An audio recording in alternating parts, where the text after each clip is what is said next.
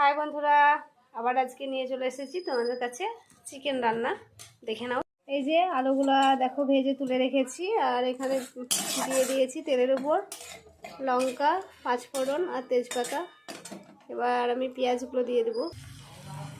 তেলের উপর পেঁয়াজ দিয়ে দিয়েছি। এবার পরিমাণ মতো একটু লবণ দিয়ে দিচ্ছি, পরিমাণ মতো হলুদ দিয়ে দেবো, নেড়ে নেবো। এটা কষতে কষতে ততক্ষণ আমি বাটনাটা করে নেবো, এখনও বাটনা হয়নি। এই দেখো এখানে ম্যারিনেট করা মাংসটা রেখে দিয়েছি, আর এই যে বাটনা চলছে শিলে। এই যে রসুন বাটছি, তো রসুন বাটা প্রায় হয়ে এসেছে। দেখো বন্ধুরা, এই যে শিলে বাটনা চলছে, এখন আদা বাটছি। তো তোমরা কারা কারা শিলে বাটনা করে রান্না করো অবশ্যই কমেন্টে কিন্তু জানিও।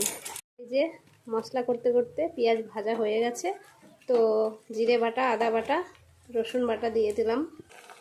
একটু হলুদ দিয়ে দেবো, একটু লবণ দিয়ে দেবো, একটু হালকা করে এটা নেড়ে দেবো।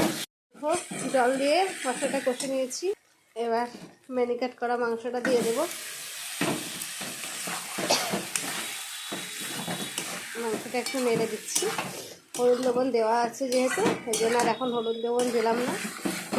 এবার এটা আস্তে আস্তে কষা হবে। এই যে মাংসটা কষা হয়ে গেছে, এবার আমি পরিমাণ মতন জল দিয়ে দেবো। পরিমাণ মতন জল দিয়ে দিলাম, পরিমাণ মতন হলুদ, পরিমাণ মতন লবণ দিয়ে দেবো। এবার এটা নেড়ে দেবো একটু।